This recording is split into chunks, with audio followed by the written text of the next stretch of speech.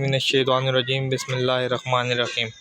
वेखण ते सुनन वालो साडे चैनल का नाम है वकास हट इन्फो। अच्छा मेरे दोस्तों, जी अज की वीडियो है ना, ये इंतहाई कीमती, इंतहाई ज़रूरी, इंतहाई अहम है। इस वीडियो में तुम गौर नाल सुनना, इंशाल्लाह तुहानू फ़ायदा हो सी। इस दफ़ा ना मेरा एक दोस्त है नाल ही, उसने ना बकरियां की चराई करदा है, तो वह चराई तो लैके जाता तो लैके आंदा। वो मेरे को आया, उसमें आख्या यार जेड़ा बकरा जमदा पाया ना, जेड़ी बकरी सूंदी पई, ਉਹਦੇ ਜਿਹੜੇ ਬੱਚੇ ਨੇ ਨਾ ਉਹਨਾਂ ਨੂੰ ਮੋਸ਼ਨ ਲੱਗਦੇ ਨੇ, ਬੁਖਾਰ ਉਹਨਾਂ ਨੇ, ਬੱਚੇ ਐਕਸਪਾਇਰ ਹੋ ਗਏ ਨੇ। ਉਹ ਜਨਾਬ ਨਾ ਉਹਦੀ ਤਕਰੀਬਨ 11 ਬੱਕਰੀਆਂ ਸੂਈਆਂ, ਜਿਨ੍ਹਾਂ ਨੂੰ ਇਹੋ ਮਸਲਾ ਜੰਮਦੇ ਨਾਲ ਉਹਨਾਂ ਦੇ ਬੱਚੇ ਜਿਹੜਾ ਤਾਂ ਨਾ ਉਹਨਾਂ ਨੂੰ ਮੋਸ਼ਨ ਲੱਗਦੇ ਤੇ ਬੱਚੇ ਐਕਸਪਾਇਰ।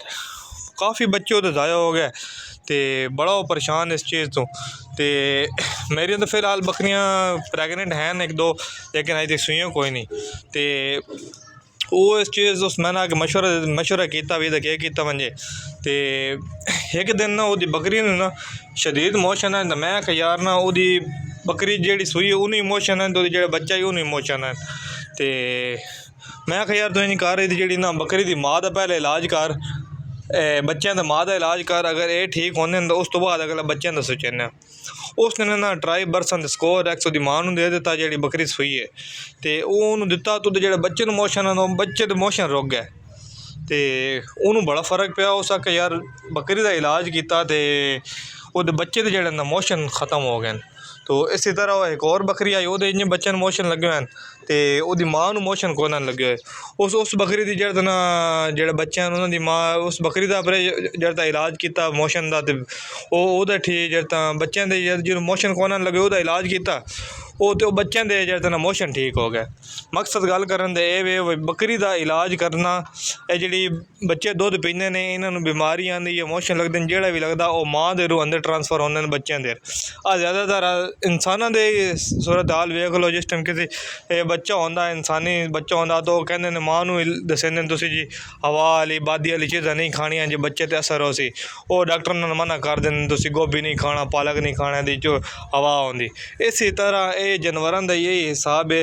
तो ये बड़ी टेक्निकल गल है, साढ़े को अगर सन प्रैक्टिकली हूँ यकदम पता लगा, लेकिन जापान के ज़्यादातर इलाज इसी तरह हो रहा। अगर छोटे बच्चे हैं उन्होंने ये मसला बने तो बच्चे का इलाज नहीं करेंगे, बच्चे की माँ का इलाज करेंगे, तो वो फर्क पै पैंदा। वो ना इसी तरह उन्होंने फर्क पै गया।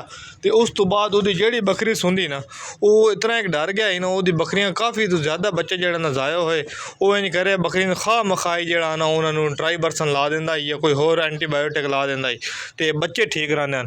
हुण उस तो बाद माशाअल्लाह दी 2-3 बकरियां सूईयां, उन्होंने किसी ऐसा वैसा कोई मसला नहीं बनया। तो ये एक ज़रूरी जी वीडियो आई, मैं एक दोस्त नाल शेयर करदा, मैं ये इंतहाई ज़रूरी है। तो वीडियो के मैं जरा एक चीज़ याद आ गई है, तो मैं दस देवां। मैं ना सुबह जिस टाइम मैं आया ना, जिस टाइम छत पर आया, तो उन्होंने मैं लूसन पाया, तो आ जड़ा पठोरा है ना जड़ा बैठा होया, ये चंगा भला जड़ा ना आप रख लाई बिल्कुल 1.5 हत्थ फूकिया खला। तो एक मैं तो इस वजह दसना पे एक ज़रूरी गल है, क्योंकि जिस टाइम ही कोई जी एमरजेंसी बनती तो यकदम डॉक्टर को फोन करो, डॉक्टर आंदा नहीं या कुछ जो होंदा, तो तुहाडे कोल अपने कोल केड़ी ऐसी एमरजेंसी सूरत हाल दवा होनी चाहिए जिस नाल जड़ा ना तुहाडी फौरन फारा खत्म हो वंजे। और मैं क्या किया, मैं थी तुहानू अपनी छत की सूरत हाल विखा देना। ये मैं एक रखी हुई है डब्बी, ये तुहानू मैं चुक के विखाना उत्ते जाले दे विच डब्बी, ये मैं ग्रीस पाई हुई है, एक ग्रीस रखी हुई है, ये तुम वेखी आना। एक मैं उत्ते जड़ा ना रखा हुआ मोबलैल, सड़ा हुआ मोबलैल नहीं होता मोटरसाइकिल वाला, ये तुम वेख लो। ये 2 चीज़ां मैं रखी हुई हैं। सब तो पहले मैं थोड़ा जहा मोबलैल वो जरा नक के उत्ते ला दिता, तो थोड़ा जो मूँह के अंदर ही पा दिता। तो मैं थल्ले गया एक अचार की डली उन्होंने दी, अचार की डली दी, थोड़ा जहा मोबलैल दिता, तो वो जरा ना बच्चा छोटा पेशाब करन लग पाया। उस 2 मिनट बाद मंगना ही कीतियां, लेकिन वो फारा होता उत्थां ही आई। फिर मैं जो ना ग्रीस की एक चम्मच ला के उन्होंने तालू के उत्ते लगा दी, तो इो 2 मिनट ही लगे। 2 मिनट के बिल्कुल फारा खत्म हो गया, बच्चा बिल्कुल रिलैक्स हो गया, तो वो आराम करके बैठा होया, हुण बिल्कुल ठीक है। ਇਹ ਗੱਲ ਕਰਨ ਦਾ ਮਕਸਦ ਇਹ ਹੋਈ ਜੀ ਚੀਜ਼ਾਂ ਜਿਸ ਟਾਈਮ ਜਿਹੜਾ ਨਾ ਤੁਹਾਡੇ ਕੋਲ ਹਰ ਵੇਲੇ ਮੌਜੂਦ ਹੋਣੇ ਚਾਹੀਦੇ ਨੇ। ਜਿਸ ਚਾਹ ਤੁਸੀਂ ਜਾਨਵਰ ਰੱਖੇ ਹੋਏ ਇਹ ਉਫਾਰਾ ਐਸੀ ਚੀਜ਼ ਹੈ ਜਿਸ ਤੁਸੀਂ ਅਗਰ 2 ਮਿੰਟ ਵੀ ਲੇਟ ਕਰ ਦਿੱਤੀ ਨਾ ਜਾਂ 10 ਮਿੰਟ ਲੇਟ ਕਰ ਦਿੱਤੀ ਤਾਂ ਤੁਹਾਡਾ ਜਾਨਵਰ ਜ਼ਾਇਆ ਹੋ ਸਕਦਾ। ਇਹ ਹੌਲੀ ਹੌਲੀ ਅਗਰ ਵੱਧਦਾ ਜਾਂਦਾ ਇਤਨਾ ਵੱਧਦਾ ਹੈ ਨਾ ਤਾਂ ਫਿਰ ਉਹ ਜਾਨਵਰ ਆਕੜੇ ਲੈਣ ਲੱਗ ਪੈਂਦਾ ਤੇ ਢਿੱਡ ਜੈਸਾ ਦਰਦ ਹੁੰਦਾ ਤੇ ਇਸ ਵਜ੍ਹਾ ਤੋਂ ਜਿਹੜਾ ਨਾ ਉਹ ਜਾਨਵਰ ਐਕਸਪਾਇਰ ਹੋਣ ਦਾ ਖਤਰਾ ਹੁੰਦਾ।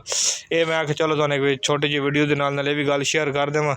ਤੇ ਬਾਕੀ ਜਿਹੜੀ ਤੁਹਾਨੂੰ ਬੱਚਿਆਂ ਦੀ ਗੱਲ ਦੱਸੀ ਹੈ ਇਹ ਤੁਸੀਂ ਤਰੀਕਾ ਅਜ਼ਮਾ ਲੈਣਾ। ਜਿਸ ਟਾਈਮ ਛੋਟਾ ਬੱਚਾ ਜਿਹੜਾ ਸਿਰਫ ਦੁੱਧ ਪੀਂਦਾ ਹੋਰ ਕੋਈ ਸ਼ੈ ਨਹੀਂ ਖਾਂਦਾ ਉਹਨੂੰ ਕਿਸੇ ਕਿਸਮ ਦਾ ਕੋਈ ਮੋਸ਼ਨ ਲੱਗੇ ਜਾਂ ਕੋਈ ਮਸਲਾ ਬਣੇ ਤੁਸੀਂ ਉਹਦੀ ਮਾਂ ਦਾ ਇਲਾਜ ਕਰਨਾ ਤੇ ਇਨਸ਼ਾਅੱਲਾ ਬੱਚੇ ਦਾ ਆਟੋਮੈਟਿਕਲੀ ਠੀਕ ਹੋਇਆ ਸੀ। ਪਹਿਲੇ ਉਹ ਕਹਿੰਦਾ ਉਹਦੇ ਬੱਚੇ ਨੂੰ ਜਿਸ ਟਾਈਮ ਮੋਸ਼ਨ ਲੱਗਦੇ ਹਨ ਨਾ ਉਹ ਬੱਚੇ ਨੂੰ ਸਕੋਰ X ਦੇ ਦਿੰਦੇ ਹਨ ਪਹਿਲੇ ਜਿਹੜਾ ਨਾ ਜਾਂ 9 ਸਕੋਰ ਦੇ ਦਿੱਤਾ ਤਾਂ ਉਹ ਠੀਕ ਹੋ ਜਾਂਦਾ। ਜਾਂ ਜਿਸ ਟਾਈਮ ਨਾ ਇੱਕ ਦੇਸੀ ਫਾਰਮੂਲਾ ਹੀ ਬੱਚਿਆਂ ਨੂੰ ਮੋਸ਼ਨ ਲੱਗੇ ਨਾ ਚੀਨੀ ਤੇ ਪੱਤੀ ਇਹਨਾਂ ਦੋਵਾਂ ਨੂੰ ਮਿਕਸ ਕਰਕੇ ਨਾ ਤੇ ਇਹਦੇ ਵੀ ਨਾ ਵੱਧ ਤੋਂ 2-3 ਘੰਟੇ ਕੋਈ ਚਾਰਾ ਸ਼ਾਰਾ ਨਾ ਕਰੀਏ ਤਾਂ ਇਹਦੇ ਨਾਲ ਹੀ ਜਾਨਵਰ ਬਿਲਕੁਲ ਠੀਕ ਹੋ ਜਾਂਦਾ। ਇਹ ਵੀ ਇੱਕ ਦੇਸੀ ਨੁਸਖਾ ਹੈ। ਤੁਹਾਡੀ ਵੱਡੀ ਬੱਕਰੀਆਂ ਨੂੰ ਜਾਂ ਕਿਸੇ ਚੀਜ਼ ਨੂੰ ਮੋਸ਼ਨ ਲੱਗਦਾ ਹੈ ਨਾ ਬਿਲਫਰਜ਼ ਤੇ ਤੁਸੀਂ ਚਾਹ ਵਾਲੀ ਪੱਤੀ ਜਿਹੜੀ ਨਹੀਂ ਹੁੰਦੀ ਇਹ ਤੇ ਇਹਦੇ ਨਾਲ ਜਿਹੜਾ ਤਾਂ ਚੀਨੀ ਪਾ ਕੇ ਇਹ ਦੋਨੋਂ ਚੀਜ਼ਾਂ ਤੁਸੀਂ ਮਿਕਸ ਕਰਕੇ ਅਗਰ ਇਹਨਾਂ ਨੂੰ ਦੇਸੋ ਨਾ ਉਸ ਤੋਂ ਬਾਅਦ ਇਹਨਾਂ ਨੂੰ ਚਾਰਾ ਨਹੀਂ ਦੇਣਾ ਤਾਂ ਇਨਸ਼ਾਅੱਲਾ ਇਹਦੇ ਨਾਲ ਜਿਹੜਾ ਤਾਂ ਉਹਨਾਂ ਦਾ ਮੋਸ਼ਨ ਖਤਮ ਹੋ ਵੈਸੇ ਇਨਸਾਨ ਦਾ ਇਹ ਹਿਸਾਬ ਹੈ।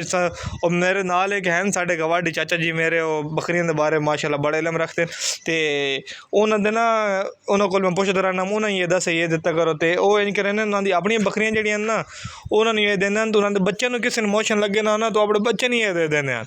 ਉਹ ਆਦੇ ਨੇ ਨਾ ਬੱਚਿਆਂ ਨੂੰ ਨਾ ਚੀਨੀ ਤੇ ਪੱਤੀ ਦਿਓ ਮਿਕਸ ਕਰਕੇ ਤੇ ਉਹ ਦਿੰਦੇ ਹਨ ਉਹਨਾਂ ਦੇ ਬੱਚਿਆਂ ਦੇ ਹੀ ਮੋਸ਼ਨ ਠੀਕ ਹੋ ਜਾਂਦੇ ਹਨ।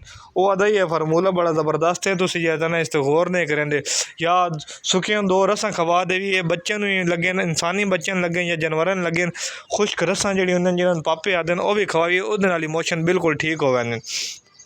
ਤੇ ਹੁਣ ਇਹ ਇੱਕ ਮੁਖਤਸਰ ਜਿਹੀ ਵੀਡੀਓ ਹੈ ਬੜੀ ਜ਼ਰੂਰੀ ਵੀਡੀਓ ਹੈ ਮੈਂ ਤੁਹਾਡੇ ਨਾਲ ਸ਼ੇਅਰ ਕਰ ਦੇਵਾਂ ਤੇ ਮਿਲਦੇ ਹਾਂ ਅਗਲੀ ਵੀਡੀਓ ਵਿੱਚ। ਅੱਲਾ ਹਾਫਿਜ਼।